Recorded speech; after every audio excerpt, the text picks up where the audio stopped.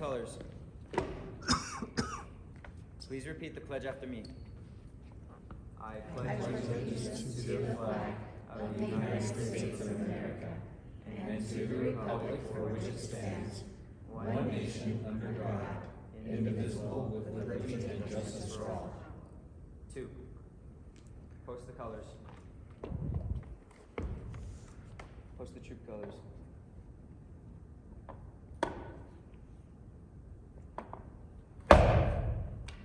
Color guard reassemble. Color guard dismissed. 2. Audience at ease.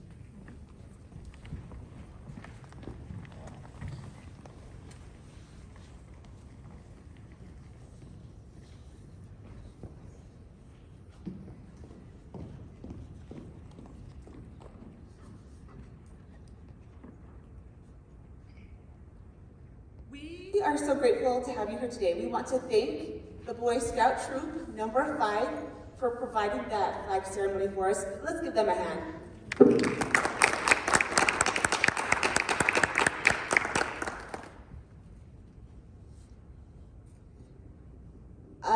We're going to do a few quick introductions and then we'll get started. My name is Shara Call. I'm the Lehigh Council PTA president, and my job is the Lehigh Council as I oversee the PTAs of the schools that feed into Lehigh High School. And I'm excited to be here with you. We have Ellen Oates on our committee, and she will be helping with questions. And Amanda Miner, she's the PTA president at Lehigh Junior, and she will be our timer. Ellen is the PTA president at North Point Elementary. And then we also have Jean Marie Burrows. There you are. And she's the PTA president at Dry Creek Elementary, and she'll be helping with questions as well. This event is generously co-sponsored by the Lehigh Free Press.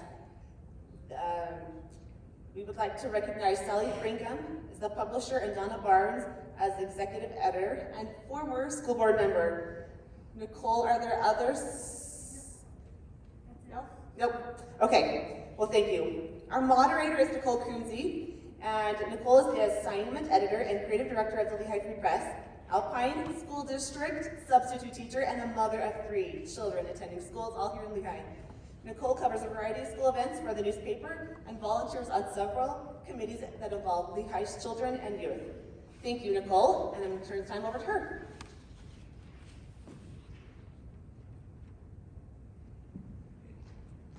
So let's invite our candidates. We're going to put you in the hot spot right up here. And I saw Joy Lynn.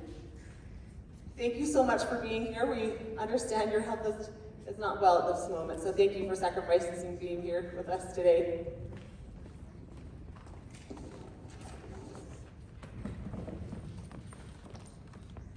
Split the difference on the table there. Sure. You guys know what order to sit in now, right? Isn't this the same? I think we've changed it up once or twice. Right. Thank you, Joylyn, Charles, and Wendy for running for school board. We appreciate the time and the preparation that you've put into your campaigns and the years that you've spent serving in your schools. We'll start by having you introduce yourselves for 90 seconds. Please include where you live in Lehigh. Don't give your address, but just in general where you live. I'll ask 6 prepared questions and rotate the candidate who will answer first. You will have 2 minutes for those, and our timekeeper will give you a 30-second warning. That's Amanda? Yeah. Right there. And then she'll give you a 10-second warning, and then you have to stop. She says stop. After the 6 questions, we'll have a few that we've gathered from the audience, and at about 7:45, if not earlier, we'll have you give us a 90-second closing statement. So again, the opening and closing statements are 90 seconds on. So we'll start with Wendy for the introductions. All right, is this on? Yes? Okay. My name's Wendy Rencher. I'm glad to be here tonight. I live in Lehigh. I have 5 children, and 3 of those children have already graduated from Alpine District Schools. And I've got 2 children who currently are attending school in Alpine School District. Little bit about me. I have been on PTA and school community councils for the last 18 years. I'm currently the chair at the Lehigh High School Community Council. I'm a member of the Willow Creek School Community Council, and I'm also on the District Community Council. I've been a PTA president twice, and I've lots of other PTA service as well. I love public education. My husband is an administrator in Alpine School District and has also been a teacher in Alpine School District, and so we are an education family. And I love working with parents, with teachers, with administrators, and really making schools great places for kids. Little personal things about me: I like to hike, I like to read, I like to play games, I like to be outdoors with my family. We love to ride bikes on the trail, and I'm grateful for this opportunity to visit with you and hopefully to serve the students and families of Alpine School District. Wow, let's give her a hand.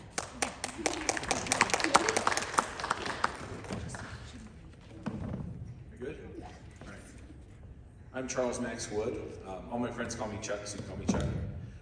I live in Lehigh. I live just across Main Street in Jordan Willows. And I have 5 kids. My oldest and my next oldest are enrolled at Lehigh High School. My other 3 children attend other charter schools. I've been on the board of Odyssey Charter School for the last 10 years, and I was the board chair for 3 of those years. I've been very interested in education, and I'm a dad first, and then everything else next. And so I look at our public schools and I think, what would I want for my kids? You know, what kind of education do they deserve to have? And I feel like every kid deserves a first-class education. I have friends that have severely mentally challenged kids. My kids kind of run the gamut from my oldest, who has ADHD, all the way down to my youngest, who is a social butterfly.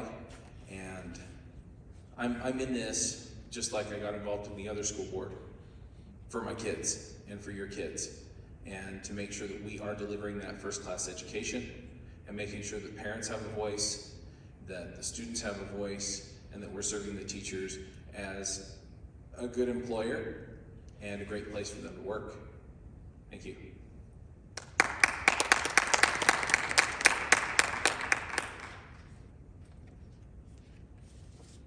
turned it off. I thought you did.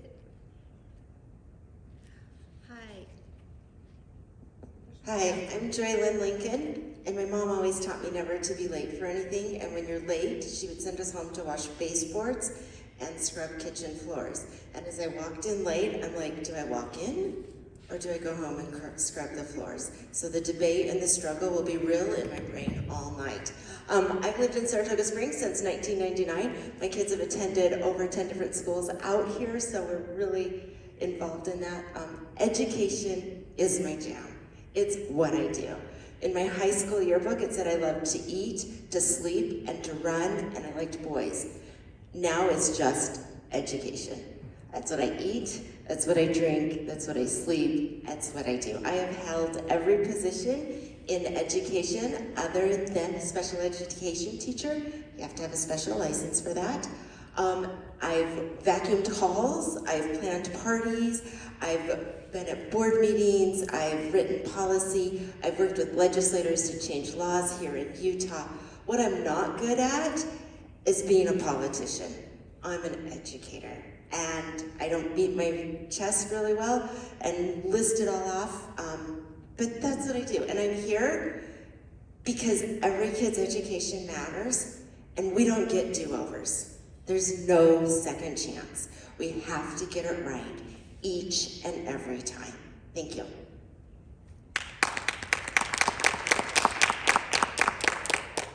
Thank you very much. We're going to start with Lynn, so keep the mic. Turn it back on.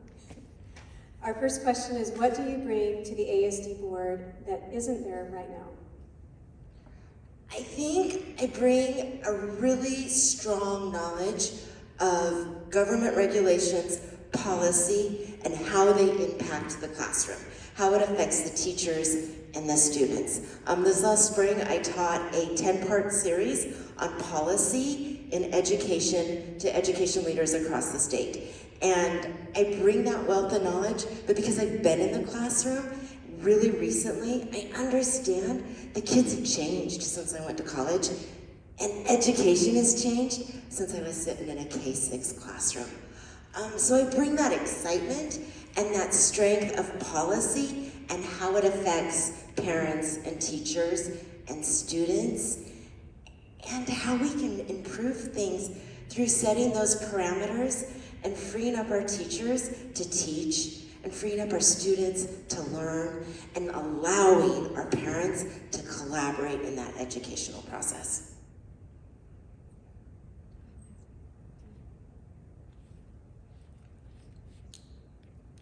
You want to repeat the question real quick?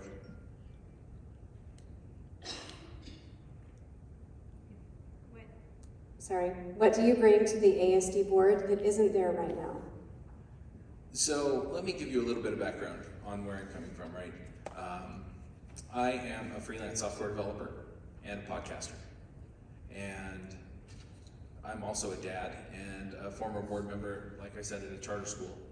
I've run the podcast network as a business, and so I have a lot of different hats that I've worn, a lot of different hats that nobody else on the board has worn. And what I feel like this brings is that, for one, you can't accomplish anything without focus, without a mission, without understanding where you're trying to get to. And then by measuring the results that you want to achieve as you get there, right?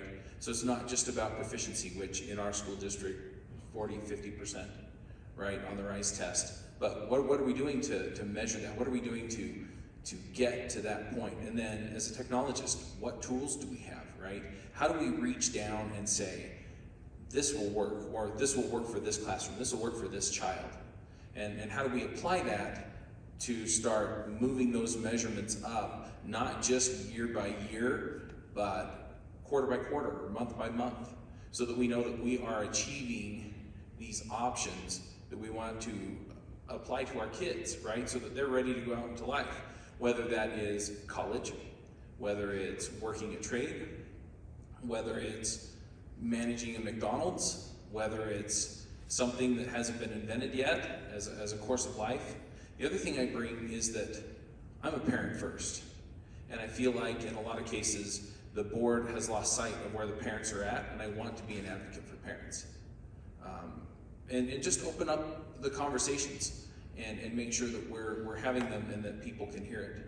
Some board members do this better than others, but I feel like that's a strength that I have because I can open up that kind of communication, and I know how to get people to tell me their story due to my experience as a podcaster. Thank you. So, having a husband who is an educator, I've learned a lot about education over the last 20 plus years. And I believe that experience of watching him in the classroom and as a principal, and then my own experiences of serving in my children's schools and in PTA and school community councils has really prepared me to be an effective board member. I have seen the growth in Alpine School District, both, I guess, growth in numbers, because that's always a thing, but also the growth in our academic learning and progress, where we've been and where we're going, and the teaching and learning things that we have done over the past few years and the things that still need to happen. I feel like I have a really great, really great grasp over those things and the things that need to happen in classrooms for teachers to be able to teach, and for teachers to be better teachers, and for students to be more invested, parents to be more invested in their schools. I also feel like I'm a great listener. I'm a great communicator with people. I love talking to parents. As a school community council chair, you get a great opportunity to talk with a lot of parents about what's happening in schools with learning, with student achievement. And I feel really prepared to help contribute to that and to help students to graduate with the best knowledge and abilities that they can so that they're ready for post-high school education. Thank you. We'll have Charles answer this next question first. How can the school board assist in the social and emotional wellness of students and teachers? So, as we talk about social and emotional wellness of students, there are a couple of things that come into play. The first thing is that we've kind of gone through this period where kids were at home, they were isolated. Alpine stayed open for most of the time period, but that we've seen studies where the masks have affected their social lives. Some kids were a little more isolated than others, and we need to start to understand where these students are at, the ones that are struggling, the ones that are having these problems, and then we need to bring their parents in, because at the school we really only see part of the equation. And so as a board, I believe that most of this is just setting policies in place and doing what we can to empower the individual schools and the people at the schools to start talking to the students, talking to the parents, understanding where they're at. I think it's going to be a team effort. I don't see any way that we can offer any kind of help in the social or emotional arena and make meaningful progress without involving the students and their families. And so, yeah, we have them for kind of the peak hours of the day. And so we do have some responsibility to help them out, but we need to bring in the people who are with them the rest of the day and work together so that what the parents are doing is being reinforced by the school, what the school's doing is being reinforced by the parents. Everybody's on the same page. We all know what outcomes we want for the students. And then I believe that the other piece of this is just helping students find something that they can succeed at. In so many cases, we have kids that feel like they were just kind of in stasis for 2 years. And if we can find them something to work at, something to enjoy, something to be a part of, then we start helping them in that way too. And the school really is a good place for that. But again, we got to loop the parents in and make sure that we know what those outcomes are, what things they're struggling with, where the problems lie, and then we can make a targeted approach to helping the kids that are really struggling. Would you pass the microphone to Joy Lynn? Go ahead. And Wendy, go ahead.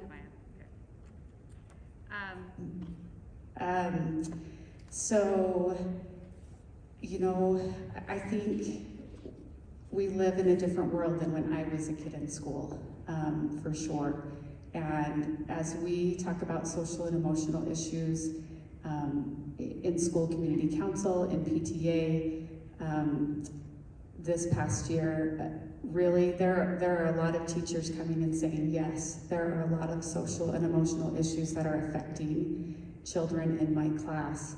And I think we want to address those issues because we want students to learn. So we're addressing social and emotional issues so that there aren't any barriers to academics, so that students, when they come to school, are able to access the curriculum, are able to process and learn and do all of those things. And sometimes there are social and emotional barriers for kids for a variety of reasons. I love the emphasis over the past couple of years with TSSA money, with psychologists and behavior specialists, that the district is working to have better access for students and families for those kind of resources. And we want to continue to look at that because, again, we don't want students to have a barrier to their academic learning, and that's how we want to address social and emotional issues. Lots of schools have wellness rooms in place. There are some great things that come there, and we want to make sure that we implement those in a wise and careful way, in a way that is research-based, not just as a nice place for kids, but a way that actually, again, propels academic learning. And then the district also has a strategic plan where there is a connection goal at every school. And I think that's a great way for us to continue to address those social and emotional needs of the students and families.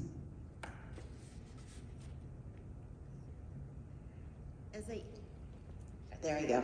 As I introduced myself, I said that running was something I did in high school. But as a junior high and an elementary kid, I was really, really bad about it. I remember being in a track meet and running the 2 miles, and I had been lapped once, twice, and was on the 3rd time the other kids were lapping me. And somebody came up and said, "Can you run a little faster?" And I wanted to say, I am running as fast as I can. Because success comes through achievement and connection. And over those years, I stuck to it. And I had a coach that cared about me and made that connection. And then we worked on the success. In the next race, I was only lapped twice. A couple of years later, once. By the time I entered high school as a freshman, I wasn't lapped at all. I was making success. So we need to help kids understand that failure sometimes happens. As a 6th grader, that was a miserable failure. And as a junior high, or as a high schooler, my picture with my cross-country team was on the front page of the LA Times sports section. I had come a long way from that success. We have to provide opportunities for our students to succeed and to have connections. We have to teach them how to have conversations beyond the devices. And as we work with that connections and those conversations, and we teach them kindness and empathy and compassion, we give them tools like Safe Utah and wellness rooms and coaches and teachers. We allow them to have that success when we celebrate their achievements. And that benefits our social and emotional wellness, and we look for those opportunities for students. Thank you. Let's start with Wendy this time. Oh wait, you haven't answered the other question. Which one? That was Joylyn, were you the first one? Yeah. She answered the No, first she's the question last. first. She answered It's the Wendy's first turn. question. It's Wendy's turn. Yeah. Okay, thank you. I even wrote it down. Okay, question number 3. How would you as a board member help to engage and communicate with parents? And we'll start with Wendy. Okay, really important question, because knowledge is power, right? If we know what's happening, we're better equipped to help our students succeed. And it's important for the board to communicate with constituents, with the public. I think that includes, as a board, sending out that official communication, right? That says, here's the board priorities, here's the things that are happening, here's what's coming up. Those kinds of things through official channels, including social media and, through surveys and those kinds of things, but also individually. Board members should be in schools. They should be willing to engage with the public, willing to talk, willing to listen, especially listen to teachers and parents and to students. Some of these high school students are pretty amazing kids. In fact, probably all of them, right? And sometimes they have great things, great ideas, and we ought to engage with that so that we're helping them to take ownership over their education. I also feel like as a board member, it's important to really be willing to reach out to say, hey, what are your concerns? I met in a home the other day with a lady, and I just asked her, what do you feel like is great about the district? What do you feel like we need to improve? And that was a great conversation to have. And I came away with some different perspectives, which is good because we're not all having the same experience, right? So we want to capitalize on that communication so that we hear what everyone feels, what everyone has to say, and then we make the best decision that we can for kids. Go ahead, Charles. So this is one of the places where I feel like I can shine, right? As a podcaster, as a social media personality, there are a lot of ways to reach people, right? And that is part of the equation, right? Is if they have a concern, if they can find the answer on their own, you can make it really easy for them to figure things out. That opens a lot of doors. And then when they do come to you with a concern, then you're in a position to have a conversation where the parent or whoever is a little bit better informed. And if not, then you can still pull up the data, the public information, the video on YouTube or whatever, and walk them through what's going on, right? Because people don't just reach out to a board member because they're bored on a Friday night, right? They are reaching out to a board member because they are concerned, and in a lot of cases, their concern hasn't been addressed to the school, right? Which hopefully the school would be able to address most of the concerns that come up. But if they're coming to the board member and they have a question about some procedural thing, or they have a question about a library book in the school, or they're concerned about a teacher telling the students that one kid has privilege and the other doesn't, or what have you, things that maybe shouldn't be in the school, then you need to be able to address it. You need to be able to give them an answer, or you need to be able to find the answer. You need to be able to follow up with them and really tell them, okay, this is what we're doing, this is what we've done, this is the expectation you can have, right? So let's say that it's an issue that doesn't have a policy or some other procedure attached to it, right? What you can do is you can say, look, that is a really good point. We should have a policy that addresses it. This is the time frame it usually takes for a policy to go through, and I will walk you through every step of the way, right? This thing happened at my kid's school. Well, what do you do with that? Well, you can loop in the teacher, you can loop in the administration, you can follow up and make sure that things are being handled in an appropriate way. And a lot of times, that's what people want, is they want to be heard and they want to know that the problem is at least being addressed, even if it's not being completely solved. And that's the way that I would handle that. Communication. Raise your hand if you've ever had too much communication. One of us in the whole room. It's not often. We never hear that complaint. The school communicated too much. It doesn't happen. And I think communication is kind of like a popular book out there that talks about love languages, and there are different ways. Each of us has a favorite way to have communication. The district in the last 4 years, they've improved their communication. I think Amber and Julie on the current board have really let out to see increased communication. We see it on social media. We see it all over Facebook and Instagram. We get emails. I got an email from Westlake just the other day. I'm like, why am I getting an email from Westlake? School's over. What happened? Did I miss something? What did I do wrong? No, it had a whole bunch of articles of information to coming out. We're seeing a new PDF put together after board meetings that says, what happened? So I think we can continue to build that communication in multiple formats so that we hit everybody's communication style. Some people, it's the robocall. Some people, it's the email. Some people, it's the social media. And my favorite is face-to-face. I don't like settings like this where I'm on the stage doing the talking and you're doing the listening. I think communication happens through discussion.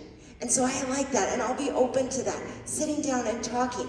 My phone number, I post it all over my social media. I give it out at debates. I want you to call, to have those one-on-one conversations. So I think we can build on it. And we need to be realistic in our transparency, allowing parents to see in a timely fashion, what is going on across the district, at the board level, at the administrative level, at the classroom level, and most importantly, at your student level. Thank you. We're going to have Charles start and then hand over to Wendy for this one. What is your conflict resolution style? How do you resolve arguments, and can you give us an example? Conflict resolution, a lot of this really depends on the situation, right? And so as we look at the situation and kind of try and foresee, okay, where might there be some conflict, right? Mostly my style is to talk to people. I mean, I've been podcasting for 13 years, so I talk, right? And I talk my way through problems. And it's just the way that it goes, right? And I've talked my way through some pretty hairy stuff. I've also been canceled on social media, and that wasn't resolved so much as they just went and bothered somebody else. So at the end of the day, sometimes you can't resolve it, but you can look to make sure that people understand where you're coming from. And one incident that comes to mind is on the Odyssey Charter School Board, right? We were having a long discussion about policies surrounding logic and logical training, right? And everybody had an opinion. The teachers were finding it difficult to figure out exactly what to teach, when to teach it, and how to teach it, right? Because it's in our charter, so we have to do it. It's important to, at least to me, it was important to me, and we're teaching logic and logical fallacies. And so, you know, we had a conversation. And, you know, some folks wanted to water it down, and some folks wanted to change our policy, our ends policy, to make it fit more what the teachers were already doing. And at the end of the day, even though we didn't all agree and we didn't all come to the same resolution, we were at least able to understand each other. And in a lot of cases, you can really open the door to things and have those conversations and just ask people, where are you coming from? What are your concerns? What do you think I'm getting wrong? And then give them the same feedback. And you can get a long, long, long ways. And then at the end of the day, sometimes you just have to go your own way, or vote your own way, or do your own thing. And then in that case, you stand firm as to who you are and what you believe, and you move on to the next issue when it's resolved. Oh, I turned it off, sorry. So I think probably the most important thing for me when we're talking about conflict resolution is listening. And that's not always natural for most people. Most of us are formulating our responses, right, as we're listening to someone else talk, because we're ready to tell them why it is that they're wrong or that we're right or whatever. But we really, as I just said in the previous question, we really do all come from different places with different experiences, different backgrounds, different challenges, and yet I think we are all closer to being alike sometimes than we think. And I think that comes best as we listen with empathy, as we really listen to understand and not just to respond.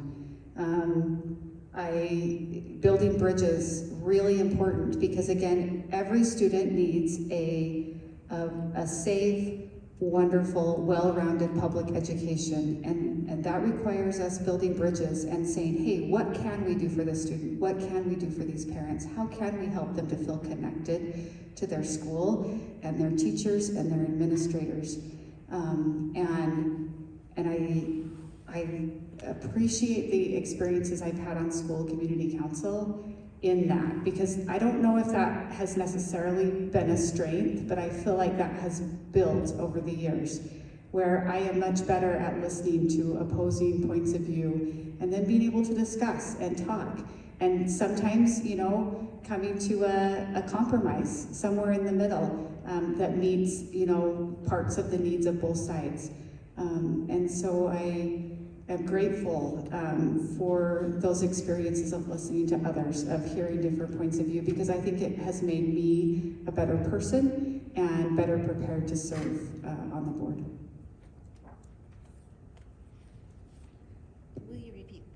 Will you repeat the question? What is your conflict resolution style? How do you resolve arguments? And can you give us an example?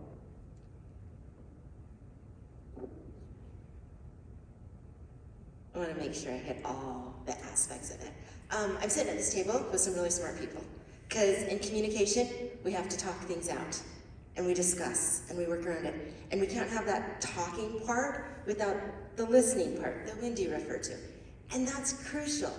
So my conflict or style, I've successfully raised 5 teenage girls. So I should get a medal for that, because I navigated that.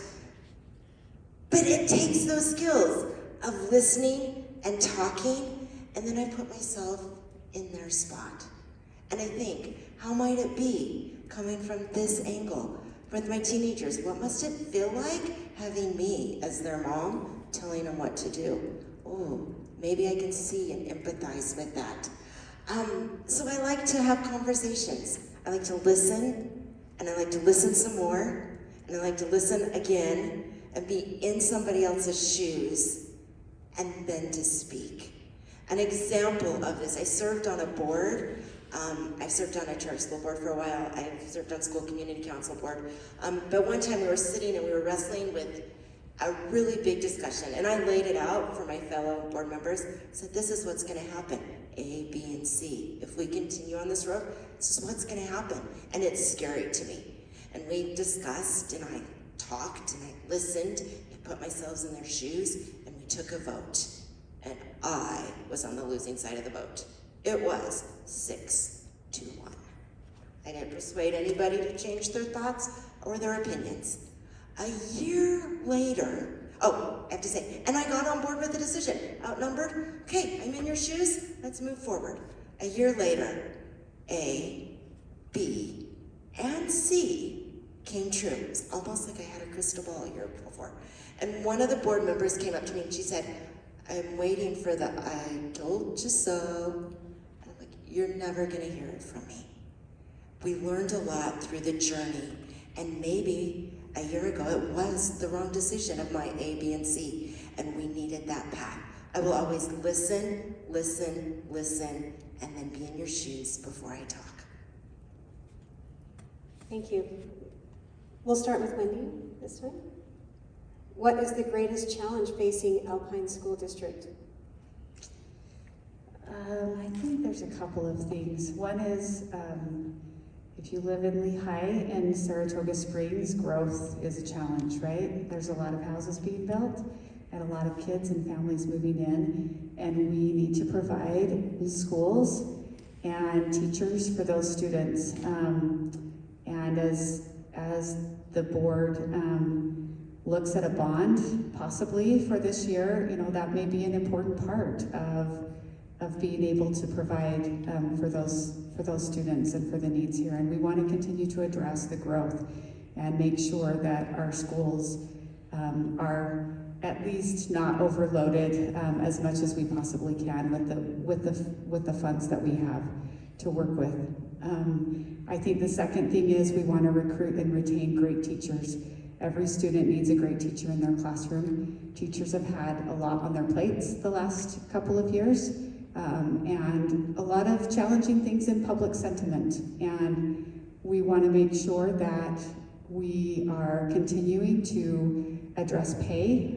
The board just raised starting teacher pay in Alpine School District to $50,000, and I think we could continue to work on that.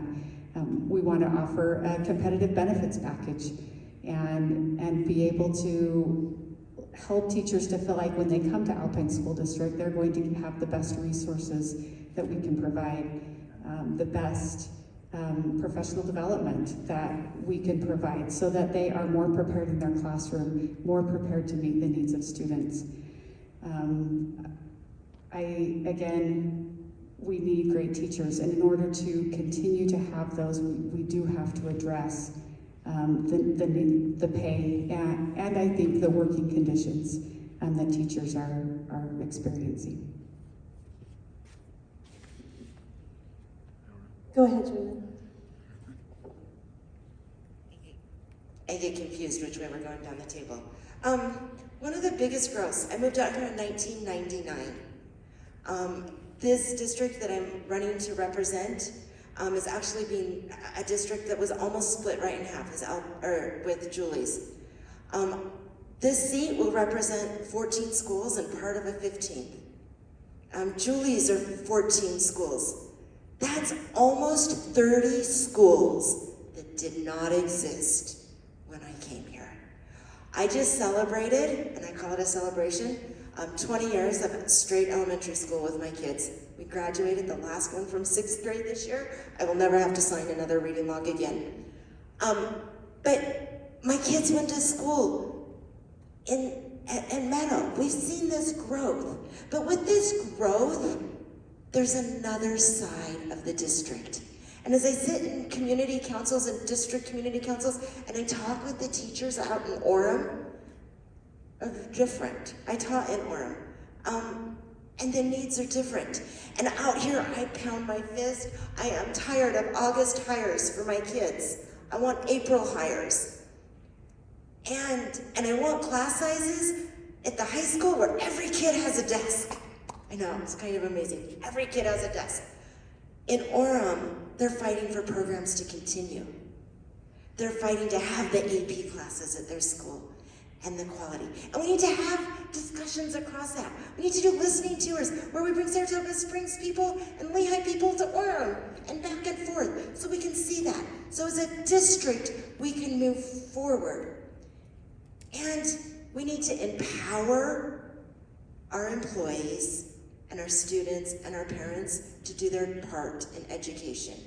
We need to let our principals run with the schools that we trust them to do, to hire and fire quality teachers. We need to empower teachers to be there for our kids and to teach. And so I think we've got to talk with growth and empowerment.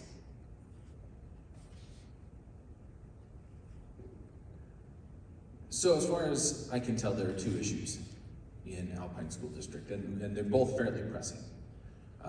One of them is if you look at the enrollment rates for Alpine School District, you'll actually notice that the enrollment rate relative to the population is going down. And the reason is because there are a lot of parents, for various reasons, that don't feel like the school is serving their students, or they don't trust the school to teach the values that they teach at home. And the school needs to solve that problem. We need to open the lines of communication, and we need to empower parents to feel like if there's a problem that they see, that they're going to be heard, the problem's going to be solved, and then it's not going to come up or wind up in a video from a chemistry class in a high school on the internet and make national news. And so that's one issue, right? And every time we have one of these things come up, you know, whether it's us or Renaissance Academy or somebody else, it really does erode that trust, and we need to build it up so that parents feel like they can come and work with us and trust us with their kids. The other issue is growth, but the reason that I feel like this is a pressing issue is because I feel like a district split is inevitable. We're just gonna have to get there eventually.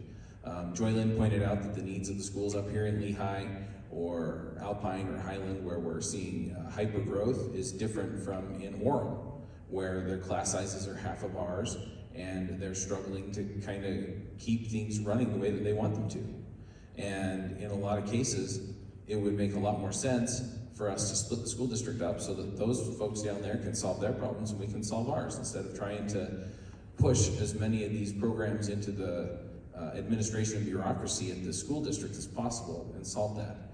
But in order to do that, we need a long-term plan, right?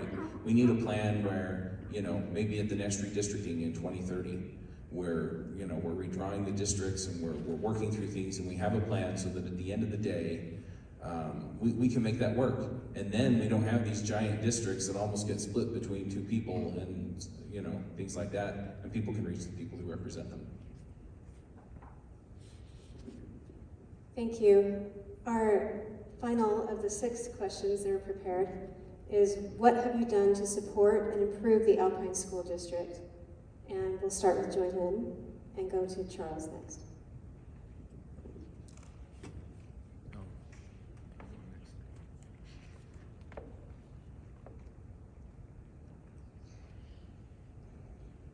It's a tough question, because I can't quantify it. What have I done to help Alpine School District? Because every day I get up and I look for ways to improve education for whatever kid or parent I run into. So I've go through my resume of all of the things I've done in the schools that I've served on. I've been on PTAs, not my favorite, sorry PTA folks, but I'm not a party planner, and tablecloths are kind of not my thing. I think you pat the kid on the hand and hand him a cupcake. I served on school community councils. I like that. That's where we start to get into discussions about policy and curriculum. I taught for the district. It's where I started. And I'm so excited that Wendy pointed out teachers get $50,000 next year. My first year teaching for Alpine School District, I thought I had it made. I made $8,000. I wasn't having that. So I taught for the district. I served on committees for the district. I've done it all, kind of, but I think the most empowering thing I do, and it's something that nobody's aware of because it's quiet, but behind every bill, or almost every bill, and every rule that goes before the State Board of Education, my eyes have read it. And then I've used my keyboard powers, and I've reached out to my friends, Jefferson Moss, Jake Andrag, Cindy Smith, Joel Wright when he was on the board.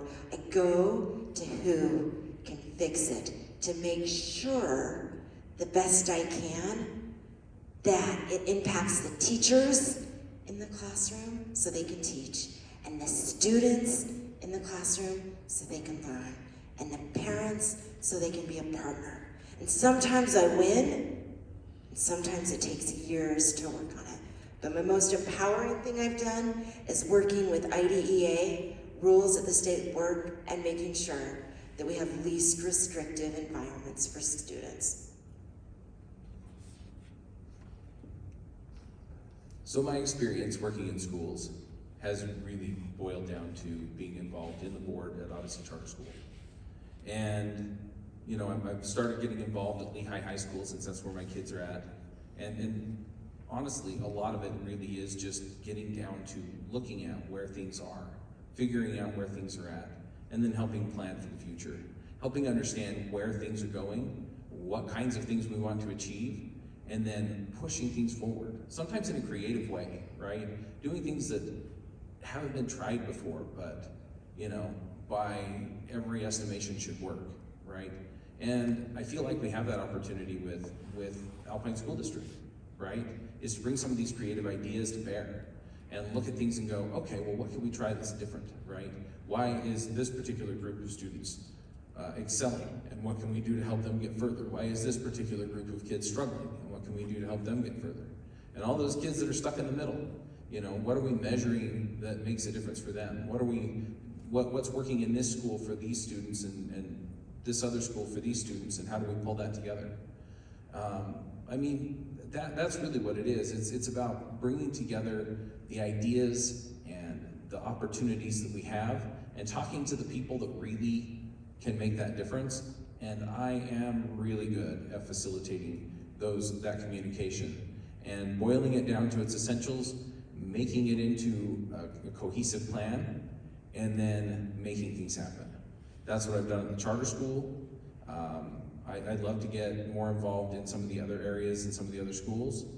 And to be honest, that's one of the benefits of being self-employed, is that I recently made the switch again to being freelance. And so I'm taking the opportunity now to look around and say, okay, you know, when can I be at the school? When can I be at the different meetings? When can I be there to help share ideas and facilitate some of that conversation so we can make things succeed for our kids?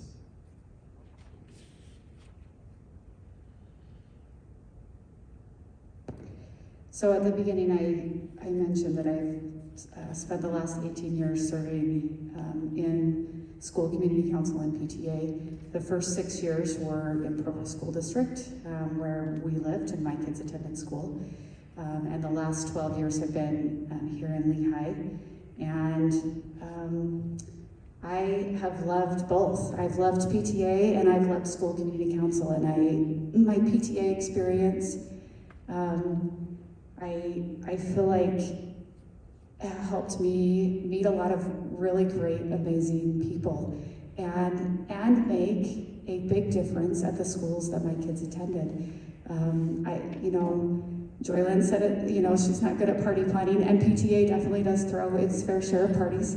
But PTA also is really involved in safety, in supporting teachers, in making great culture, in helping facilitate some activities and events for kids that are different than the academic work that they do every day. And I really, really value PTA and my experiences in PTA for the administrators that I've met, for the opportunity to attend convention and to meet with the leaders of our district, superintendent, the business administrator. Those have been really valuable experiences. I also, my favorite, honestly, is school community council. That's where my heart is, because we talk about teaching and learning, and we talk about using data. We talk about the data at the school, and how are the kids doing? Where are they learning? What goals do we need to set in order to help students achieve? How can we use the money in trust lands to benefit our school and to really help students learn. And I'm grateful, so grateful for the administrators, for the teachers, and for parents that I've been able to work with over the last 18 years. Thank you. I should have checked my watch before that question. So we're already at 7:50. You guys made it go by really quickly. Thank you very much. I really want to ask a couple of these questions. Is it okay? Can we give them 30 seconds? They're mostly quick, no? I was gonna say, we were talking on the text message for 1 minute. 1 minute? Let's do 30 seconds. 30? We get through more. Okay.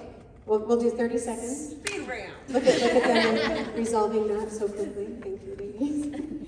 Okay, we'll start with Joylyn. Let's start with Joylyn. What more can be done to help aides want to apply for positions within the school? We have the money, but lack applications.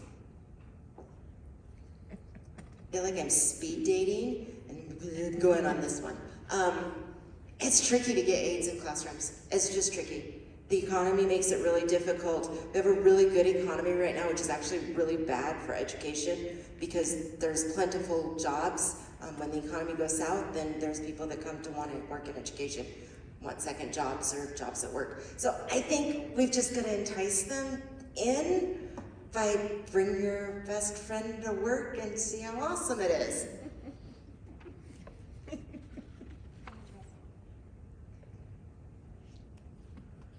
So this is a problem that we solve in technology as well, right? You have some companies that just, for whatever reason, can't hire, and others that can. And really what it boils down to is do they know somebody that works there, and can they not stop talking about how great it is to be at work, right? I mean, that's a big part of it. And then from there, what you do is you make sure that you have opportunities for students or your target market, whoever that is, and you want to be aides, to come in and actually see it, try it, taste it, feel it, and get to know and like the people who are there. So the board just did raise salaries for teachers, but also for classified employees. And I think that's important. There's a lot of aide jobs, some of them in special education classrooms, that really needed an increase in pay for the work that they do, which is super valuable and really important for teachers to be able to teach. Hopefully that helps us, right? In the fall when it's time to have school open again, hopefully that makes a difference. If not, we may have to look at some other creative solutions on how to solve that problem. Thank you. What is the largest budget you have worked with? And let's start with Wendy. That's an interesting question. The largest budget I've worked with is probably the school community council budget. At Lehigh High School, I didn't look it up before I came, but I think it's about $200 and something-ish thousand. Maybe it's close to $3, something like that.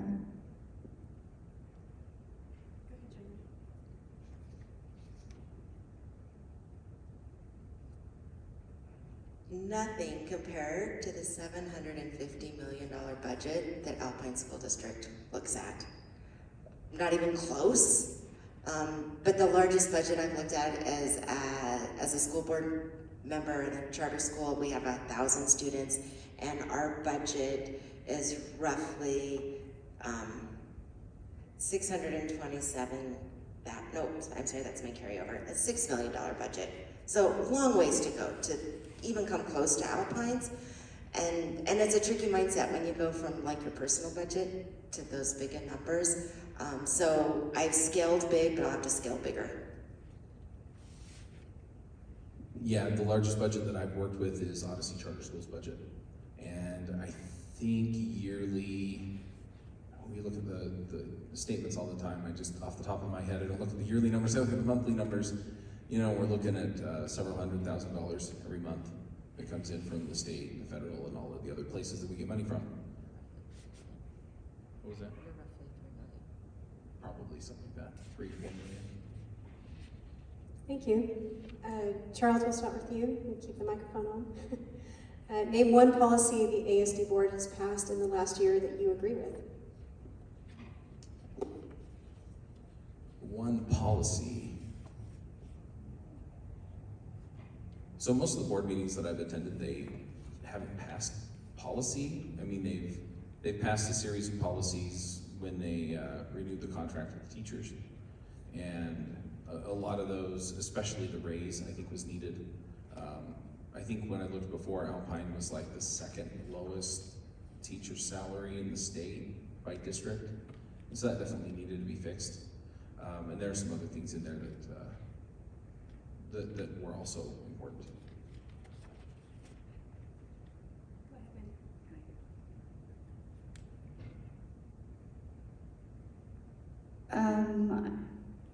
I don't know if I can think of a policy off the top of my head that was passed this year. There is a policy, I feel like, that we probably do need to readdress, and that's 6161, which is on curriculum. We just want to make sure that, you know, as the state school board develops guidelines with policy and transparency, that our Alpine district policy matches that we feel comfortable with where we're at with that.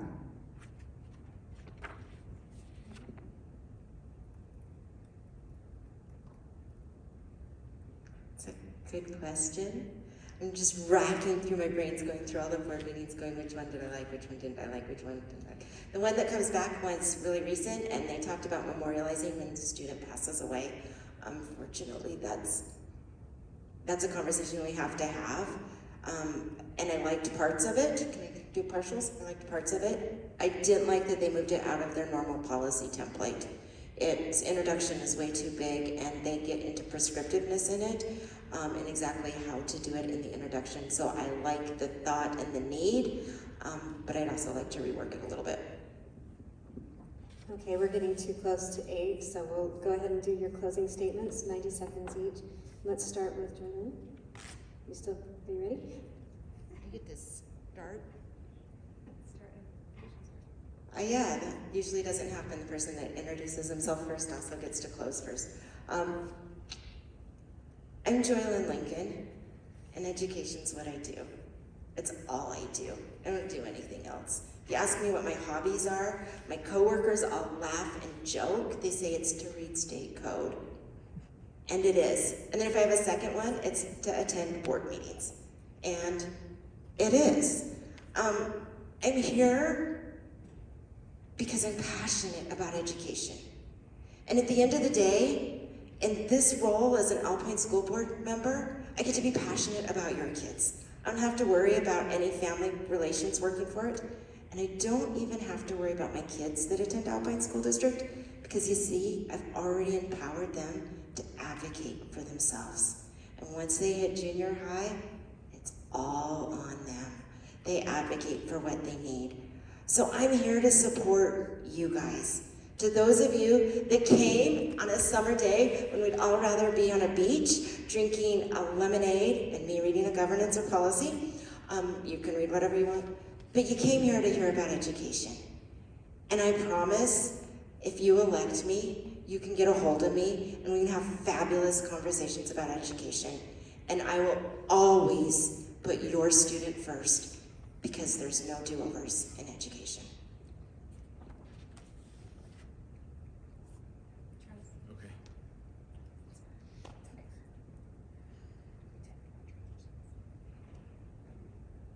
When I'm looking at you and you nod at me, I can't tell if you're nodding at me or Wendy. So anyway, I'm Charles Wood. I want to hear from you. So my cell number is 801-367-6164. I'm taking my time away giving that out. I feel like every student deserves an education that is gonna get them wherever they wanna go. I'm all about outcomes, I'm all about solving these problems, right? The parents, we need the parents involved in order to do that. And we need to make sure that parents are comfortable with sending their kids to school and are involved in the process so that they can get what they need. They can advocate for the kids can advocate for themselves, and we can open up doors and find new ways to engage kids, because let's face it, the world is changing. We're not gonna go back to where we were 2 years ago, 4 years ago, 10 years ago. And so we need to be looking at those solutions and figuring out, okay, how do we get the kids to the place where they can fulfill their dreams. You know, where do we go in order to enable them to learn the skills that they need, to get the practice they need, get the hands-on experience they need, to be prepared to take the ACT, to get the grades they need to go to college? How do we open up those opportunities? How do we get the parents involved? How do we help the teachers understand what each individual student needs so that at the end of the day, we're all pulling in the same direction and we're all helping those kids get where they need to go?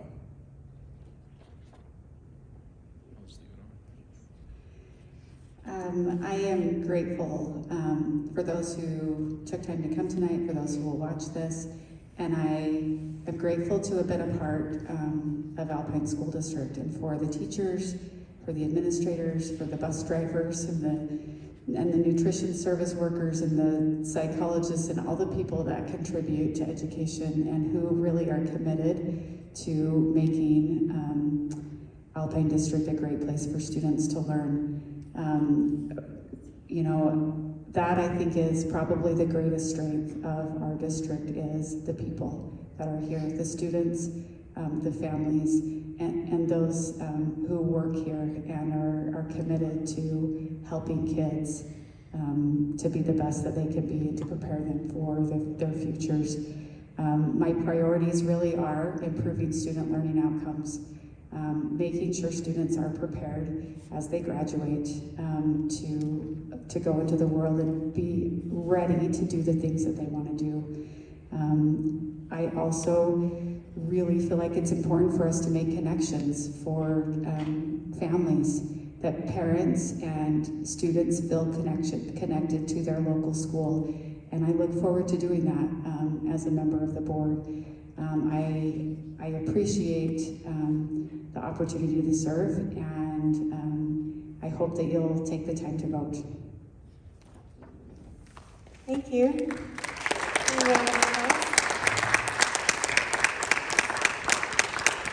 I want to give a shout out to the scouts in the back. Way to go as you work on that citizenship merit badge.